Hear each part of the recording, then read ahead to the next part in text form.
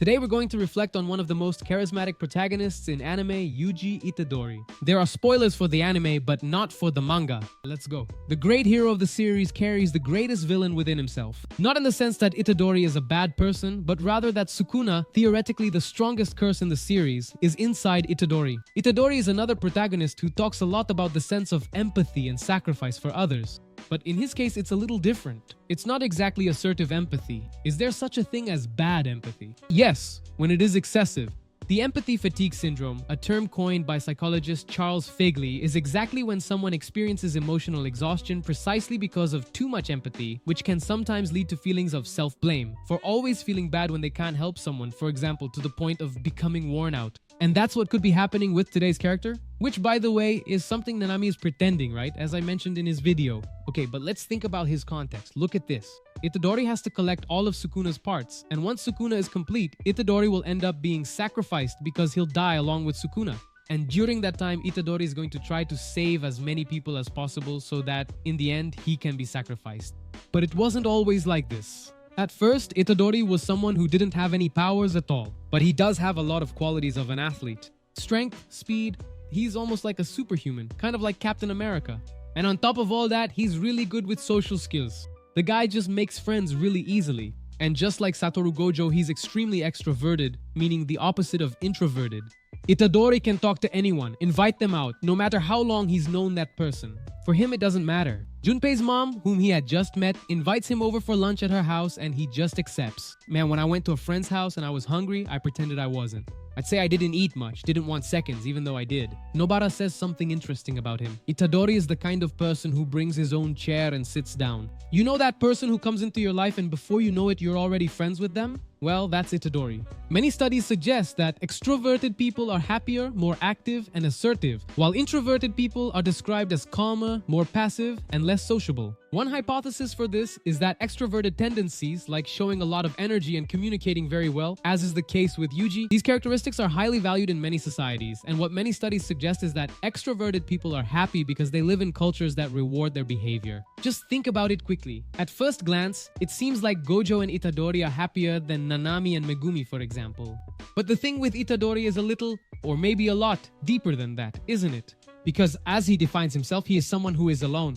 He describes himself as a lone wolf, someone who doesn't open up much, and despite speaking well and making many friends, he shares very little about himself. So much so that we don't know anything about his past. Even Megumi has already had a flashback shown, but not him. But two events happen in his life that are extremely impactful. In fact, it would be impactful for anyone. The loss of a loved one and a drastic change in one's own essence. Itadori loses his grandfather. As he himself says, it was as if he were a father to him. The death of someone leaves a mark on us, and depending on the person, it can leave a deep one. And depending on how it happens, it can change your perspective for a long time. For Itadori, his grandfather's death also meant a lack of purpose. And with those last words from his grandfather, he tries to create a new meaning for his life. His grandfather had died sad because there was no one by his side. He kind of died alone. And he warns Itadori about this. Grief is a common experience in the lives of many young people. A study showed that about 92% of young people are affected by significant grief by the age of 16. Significant grief is classified as a close loss, ranging from the death of a pet, which is usually a child's first contact with death, to the loss of a parental figure. But for him, all of this happens quickly. Both the loss of his grandfather and discovering a new world, the world of sorcerers, where he gains a new perspective on what reality is. Because in a way, ordinary people in the anime don't really know the truth about the world. He literally leaves the not showing that you're suffering. People usually hide their emotions for various reasons. At times, we do it for social reasons like I don't want to seem weak or no one will understand me anyway. Thoughts like these. The benefits of hiding negative emotions or pretending to have positive ones may be based on the assumption that people who express more negative emotions are seen as less pleasant, less friendly, and less popular than those who hide these emotions or pretend to feel positive ones. Psychologist Richard and Gross conducted 2 studies investigating the effects of suppressing emotions on cognitive functioning. People who tend to keep their thoughts repressed and their feelings bottled up or blocked are more likely to develop health problems such as emotional exhaustion, low immunity, and depression. Itadori kind of gives off the impression of someone who's happy that everything is fine, but deep down it seems like that's not the case. He asks Gojo if a lot of people disappear because of the curses, and he ends up finding out that it's even worse, that people die horrible deaths because of them. And for him, that gives even more meaning to his purpose.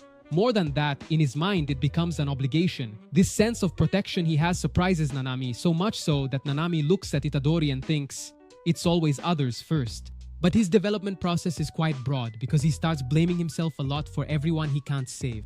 He thinks, I'm the only one, the main key to sealing Sukuna. And at the same time that this gave him a greater sense of purpose in his choices, after all, now he doesn't have to choose, he already has a fixed purpose. This also gave him a huge sense of responsibility, and he ended up developing this feeling of guilt. People with major depressive disorder are more likely to experience moral emotions related to self-blame.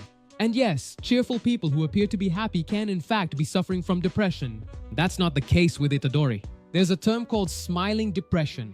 A person shows joy and happiness at a certain moment, but then returns to their original state. Smiling depression is listed in the DSM-5 as another specified depressive disorder. It's a form of atypical depression. It would be someone who is in a depressive state but appears to be happy. They hide distressing symptoms like intense self-deprecation, low self-esteem, and hopelessness, which aren't noticed socially. In the saddest moment of this first part of the anime, Itadori confronts his lack of omnipotence since he fails to give someone a dignified death. And that person was someone close to him. Junpei was someone he had just met, which doesn't mean much to Itadori, and I believe that was one of Itadori's most honest moments. Mahito is precisely the personification of someone who doesn't care at all about Itadori's concept of a good death. And on top of that, there's Sukuna's presence inside him, also laughing at that situation along with Mahito. The next words that spilled from my lips came from so deep within my gut that they almost made everything I've ever said seem like a lie.